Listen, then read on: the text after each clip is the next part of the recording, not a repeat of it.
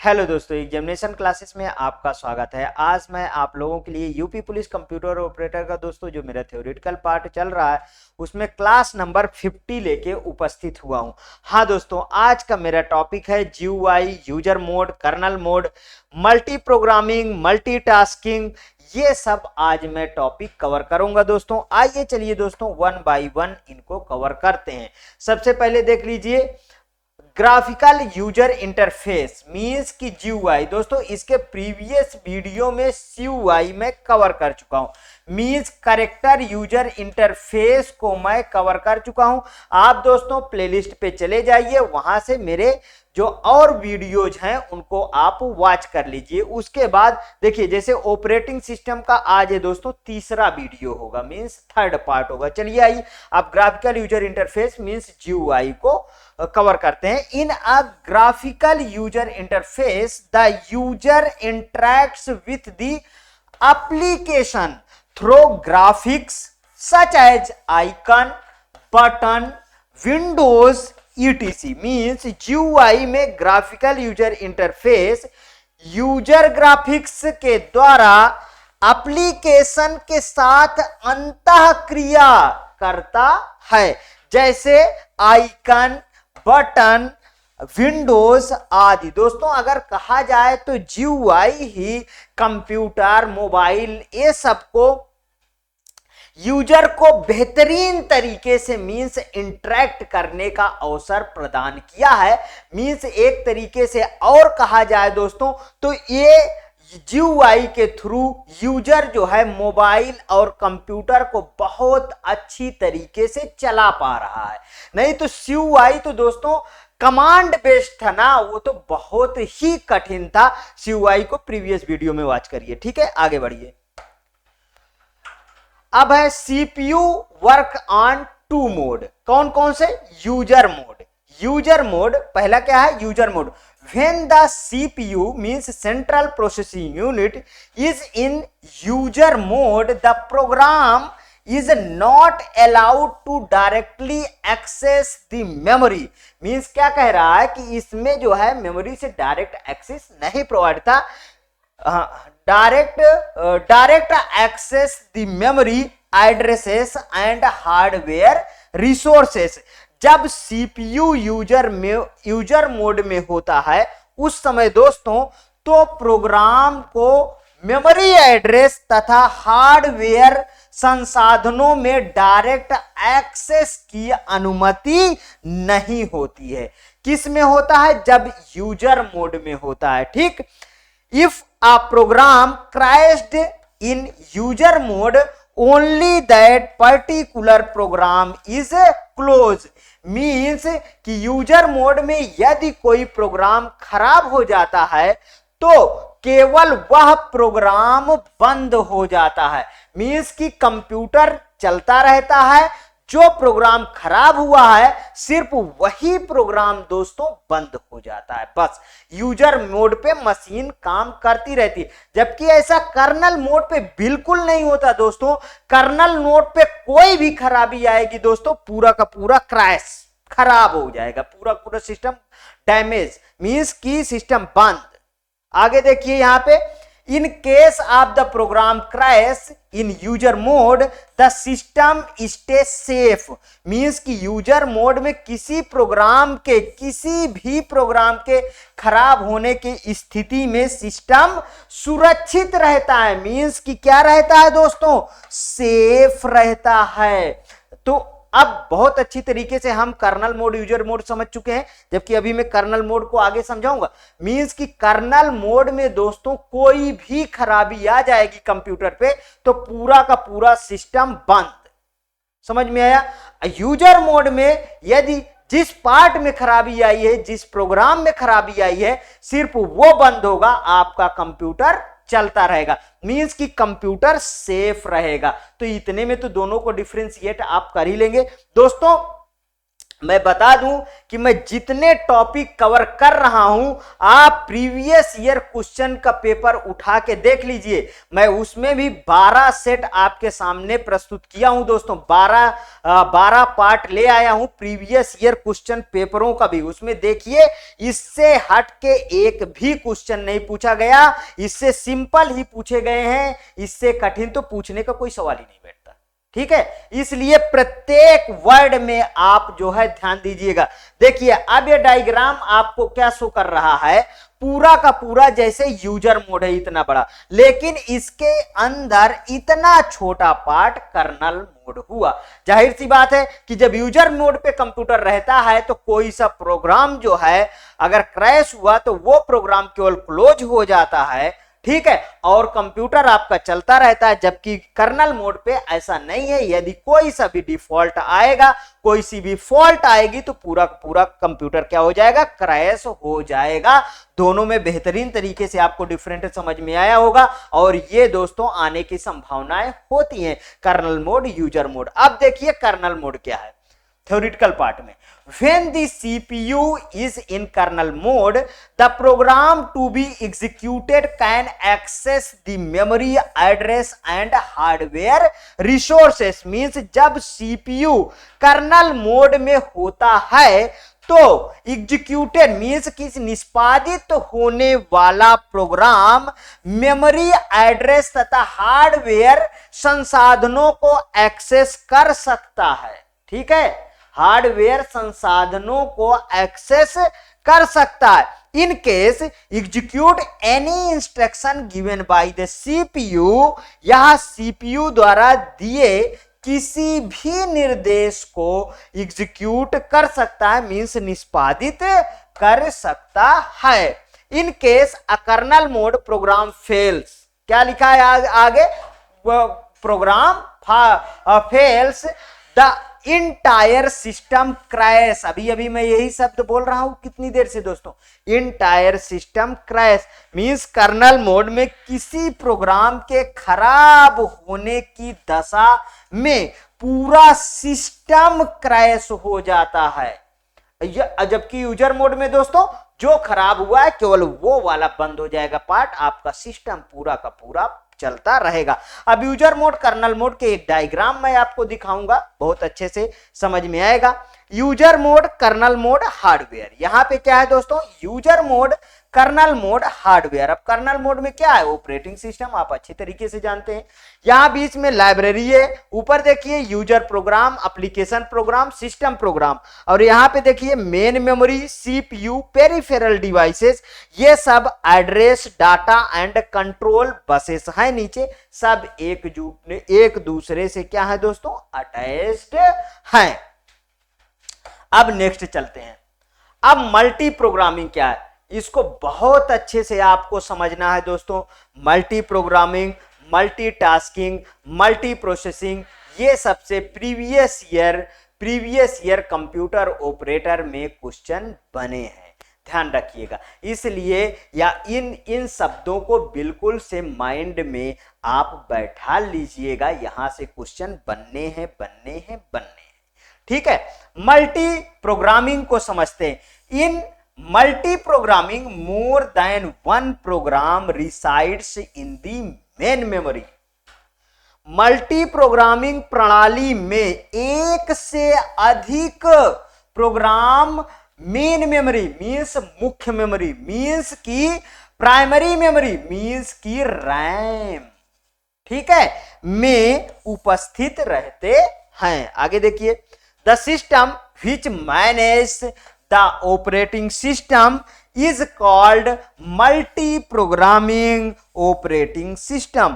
वह प्रणाली जो ऑपरेटिंग सिस्टम का प्रबंधन मींस मैनेजमेंट करती है उसे मल्टी प्रोग्रामिंग ऑपरेटिंग सिस्टम कहलाती है। वह प्रणाली जो ऑपरेटिंग सिस्टम का मैनेजमेंट करती है, the system which manage the operating system is called multi programming. वह क्या कहलाता है, मल्टी प्रोग्रामिंग कहलाता है। आगे देखिए एग्जांपल, विंडोज एक्सपी, विंडोज 7, 8, 10, 11। इस समय सबसे लेटेस्ट विंडोज पूछा जाएगा दोस्तों तो कौन सा है, 11 है इस समय सबसे लेटेस्ट ऑपरेटिंग सिस्टम विंडोज में। आगे देखिए, multi programming operating system user multi programming technology to simultaneously load more than one job into memory and processes then simultaneously. Means कि मल्टी प्रोग्रामिंग ऑपरेटिंग सिस्टम में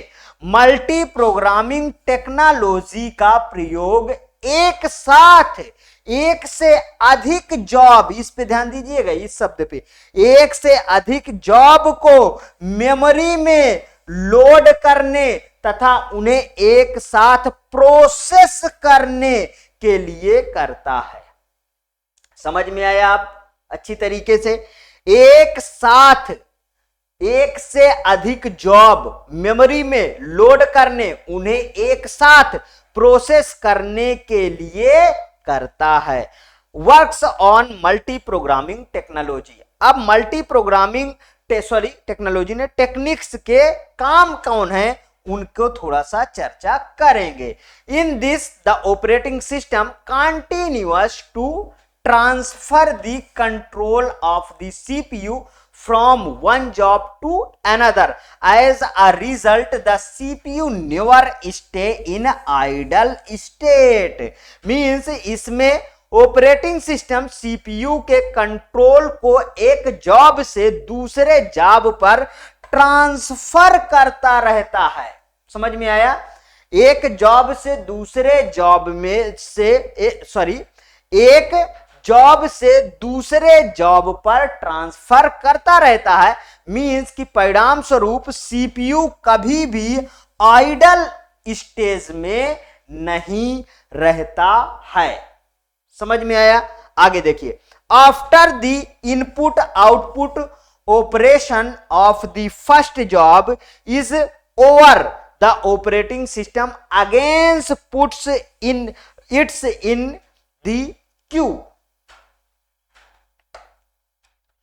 पहले जॉब के input output संचालन समाप्त होने के पश्चात प्रचालन तंत्र मींस ऑपरेटिंग सिस्टम पुनः इसे श्रेणी में रख देता है, इसे सीरीज में रख देता है। यहां पे देखिए, job 1, job 2, job 3 operating system, और यहां पे क्या है, मेमोरी पार्टीशन, सब अलग अलग जुड़े हुए हैं। देख लीजिए, जॉब 1 मेमोरी पार्टीशन हुआ जॉब 1 के लिए, जॉब 2 के लिए, जॉब 3 के लिए, और ऑपरेटिंग सिस्टम, इसे क्या कहा गया दोस्तों, multi programming. Multi programming computer द्वारा दो या दो से अधिक भिन्न भिन्न प्रोग्रामों के संयोजन बनी हुई एग्जीक्यूशन प्रोसेस है। क्या है? मल्टी प्रोग्रामिंग कंप्यूटर द्वारा दो या दो से अधिक भिन्न भिन्न प्रोग्रामों के संयोजन से बनी हुई, से यहां पे लगा लीजिए, से बनी हुई एग्जीक्यूशन प्रोसेस है। मल्टी प्रोग्रामिंग में दो या दो से अधिक यूजर प्रोग्राम्स एक साथ कंप्यूटर की मुख्य मेमोरी मींस मेन मेमोरी में स्थापित करके उन पर परस्पर निष्पादन किया जाता है। सीपीयू एक प्रोग्राम से दूसरे प्रोग्राम में आसानी से इंटर कर जाते हैं, अतः मल्टी प्रोग्रामिंग में अत्यधिक उपयोगकर्ता प्रोग्राम सीपीयू प्रोग्राम कर उसे व्यस्त रखते हैं। समझ में आया? मींस की खाली नहीं रहता है। आगे चलते हैं, अब डायग्राम है उसको देखिए थोड़ा। यहां पे सेकेंडरी डिस्क स्टोरेज है, मींस की हार्ड डिस्क की आप बात कर लीजिए, एचडीडी। यहां पे मेन मेमोरी मींस की रैम की बात कर लीजिए। ठीक है दोस्तों, ऑपरेटिंग सिस्टम जॉब 1, जॉब 2 और जॉब 3 वेटिंग फॉर सीपीयू। किसका वेट कर रहे हैं? सीपीयू का वेट कर रहे हैं। सीपीयू कहां पे है? यहां पे, ये यहां पे मींस की जॉब 2। अब देखिए, वेटिंग फॉर सीपीयू एग्जीक्यूशन इन किस पे है? प्रोग्रेस पे है। और राइटिंग आउटपुट डाटा कहां पे आएगा? किस पे आएगा? डाटाबेस पे आएगा। जाहिर सी बात है दोस्तों, इस डायग्राम से आपको अच्छी तरीके से समझ में आया। नेक्स्ट, अब आ जाते हैं मल्टीटास्किंग क्या होता है। मल्टी प्रोग्रामिंग समझ में आया, अब multitasking. In computing the concept of completing multiple task in a fix time period by executing them simultaneously is called multitasking। Means कि कंप्यूटिंग में एक निश्चित समय अवधि में कई कार्यों को एक साथ निष्पादित करना, मीन्स एग्जीक्यूट करते हुए पूरा करने की अवधारणा को मल्टीटास्किंग कहते हैं। Multitasking works on the principle of multi programming. किस पे काम करता है? मल्टी प्रोग्रामिंग के प्रिंसिपल का काम करता है। But time sharing is also involved in it. परंतु टाइम शेयरिंग भी इसमें इन्वॉल्व होता है।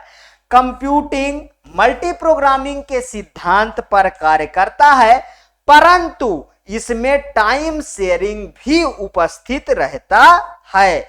In multitasking each process is executed for a fix time period. Means multitasking में प्रत्येक प्रक्रिया को एक निश्चित समयावधि के लिए क्रियान्वित किया जाता है। मीन्स कि जितनी भी प्रक्रिया होती है उसको एक निश्चित टाइम स्लॉट में निष्पादित मीन्स एग्जीक्यूट किया जाता है। Following that the CPU executes the second process present in the main memory, this operating system is also called time sharing। Means उसके पश्चात CPU मुख्य मेमोरी में उपस्थित दूसरी प्रक्रिया को एग्जीक्यूट करता है। इस ऑपरेशन मीन्स इस प्रचालन को टाइम शेयरिंग भी कहते हैं। जैसे एक साथ देखिए, जैसे आप कंप्यूटर में सॉन्ग चलाते हैं, पीछे बैकग्राउंड में गाना चल रहा है, डॉक्यूमेंट तैयार कर रहे हैं, कोई चीज अपलोड कर रहे हैं, डाउनलोड कर रहे हैं, सबको एक साथ काम करना क्या कहलाएगा? क्या कहलाएगा दोस्तों? क्या कहलाएगा बताइए? अब तो समझ में आया होगा। ठीक, यहां पे देख लीजिए, word, email, web browser, operating system CPU को भेज दिया गया। मीन्स कि सारे काम एक साथ। यहां पे देखिए, ब्राउजर प्रोसेस कर रहा है, एक्सेल प्रोसेस कर रहा है, पेंट प्रोसेस कर रहा है, मल्टीमीडिया प्रोसेस कर रहा है, सबको कंबाइंड ऑपरेटिंग सिस्टम। फिर कहां पे आया? सबको भेज दिया गया सीपीयू। उसको सबको क्या कहा जाएगा? मल्टीटास्किंग। समझ में आया दोस्तों? मतलब गाना, म्यूजिक, वीडियो अपलोडिंग, डाउनलोडिंग एक साथ करने की क्रिया को आप क्या कहेंगे? मल्टीटास्किंग कहेंगे। आप देखते होंगे अपने ब्राउजर पे कि एक से ज्यादा टास्क खोल के आप हर एक टास्क में अलग अलग काम आप हैंडल करते रहते हैं, तो वहां से भी आप समझ सकते हैं कि वो मल्टीटास्किंग है। नेक्स्ट, अब मल्टी प्रोसेसिंग क्या है समझते हैं। A multi-processing operating system consists of one or more processor which process programs running simultaneously। Means multi-processing operating system में एक अथवा एक से अधिक प्रोसेसर होते हैं जो एक ही समय में चल प्रोग्रामों पर प्रक्रिया करते हैं। मींस कि इसमें एक से अधिक प्रोसेसर होते हैं जो एक ही समय पे ये सब आप प्रक्रियाएं करते हैं। मल्टी प्रोसेसिंग में मल्टी प्रोग्रामिंग व मल्टीटास्किंग के सिद्धांतों का प्रयोग किया जाता है, लेकिन इसमें एक से अधिक प्रोसेसिंग यूनिट होती हैं जो एक ही समय में चल रहे प्रोग्रामों को क्या करती हैं? मिलाकर उस पे प्रक्रिया करते हैं। देखिए, CPU 1 किससे जुड़ा है? मेन मेमोरी, CPU 1, और CPU 1 ही input output processor, input output processor ही मेन मेमोरी CPU 2। और ये क्या है? जैसे CPU 1 को प्रोसेसर 1 मान लीजिए, CPU 1 को प्रोसेसर 1 और इसको प्रोसेसर 2, प्रोसेसर 2, देखिए CPU 1, CPU 2, अब फिर CPU 2 से input output processor, input output processor फिर मेन मेमोरी से जुड़ा, और इनपुट आउटपुट प्रोसेसर से इनपुट आउटपुट यूनिट जुड़ी है, इनपुट आउटपुट प्रोसेसर से इनपुट आउटपुट यूनिट जुड़ी है। दोस्तों यहां से अच्छी तरीके से आपको समझ में आ गया होगा एक से ज्यादा प्रोसेसर की कंडीशन कैसे होती है। आगे देखिए, अब सिमेट्रिक मल्टी, ये दो प्रकार के होते हैं, कितने टाइप के होते हैं? 2 टाइप्स, 2 टाइप्स। पहला, इसमें पहला क्या आएगा? Symmetric multi processing. क्या है? इन दिस प्रोसेसिंग, इस प्रोसेसिंग में all the processor are similar, सभी प्रोसेसर क्या होंगे? सिमिलर होंगे, and share the same memory, और सभी सेम मेमोरी भी क्या करेंगे? शेयर करेंगे। All the processors perform the task given by the operating system, सभी के सभी प्रोसेसर जो है परफॉर्म करेंगे टास्क किसके द्वारा? गिवन बाय, जैसे कि ऑपरेटिंग सिस्टम दिया जाएगा। नेक्स्ट, यहां पे देखिए सिमेट्रिक मल्टी प्रोसेसिंग में यहां CPU 1, CPU 2, CPU 3, CPU 4 सभी के सभी क्या कर रहे हैं? सभी के सभी आगे बढ़ रहे हैं फर्दर। प्रोसेसर 1, प्रोसेसर 2, प्रोसेसर 3 और प्रोसेसर 4, मतलब सभी एक साथ बढ़ रहे हैं। अब जब भिन्न होंगे तो एसिमेट्रिक में आ जाता है। अब एसिमेट्रिक को समझते हैं। एसिमेट्रिक मल्टी प्रोसेसिंग क्या होती है दोस्तों? इसमें बहुत सारे स्लेव प्रोसेसर होते हैं, बहुत सारे क्या होते हैं दोस्तों? स्लेव प्रोसेसर होते हैं, जिसके लिए अलग अलग मेमोरी होती है, मतलब सभी के लिए अलग अलग मेमोरी होती है। अतः एक मुख्य प्रोसेसर होता है, एक मेन प्रोसेसर होता है, जो इन सभी क्रियाओं को क्या करता है? कंट्रोल करता है। इसमें केवल मुख्य मास्टर प्रोसेसर ही ऑपरेटिंग सिस्टम के कार्य को रन करता है। जो मास्टर प्रोसेसर होगा वो ऑपरेटिंग सिस्टम के कार्य को रन करेगा और शेष प्रोसेसर के कार्यों को निर्दिष्ट करता है, जैसे Linux server, Windows server, etc। इतना तो दोस्तों आपको अच्छी तरीके से समझ में आया होगा। इसका डायग्राम देखिए, जैसे एसिमेट्रिक प्रोसेसर में स्लेव, मास्टर, स्लेव, स्लेव, ये देखिए डिफरेंस हुआ ना, ये वाला डिफरेंस है कि नहीं, इसीलिए मैंने इसको डार्क किया है। प्रोसेस 1, प्रोसेस 2, प्रोसेस 3 और प्रोसेस 4। दोस्तों आज का वीडियो यहीं तक था। दोस्तों यदि अच्छा लगे तो प्लीज और प्लीज मेरे एग्जामिनेशन चैनल को आप सब्सक्राइब करिए, मेरा वीडियो लाइक करिए, ज्यादा से ज्यादा शेयर करिए। दोस्तों ये मेरा free initiative class, free class में एक कमेंट आप हर एक वीडियो में जरूर डालिए, क्योंकि आपके कमेंट के मोटिवेशन से ही ये मेरी सीरीज आगे बढ़ती रहती है। आज दोस्तों आज आपको 66 वीडियो कंप्यूटर ऑपरेटर में आज आपको मिलने वाला है। ओके दोस्तों, थैंक यू।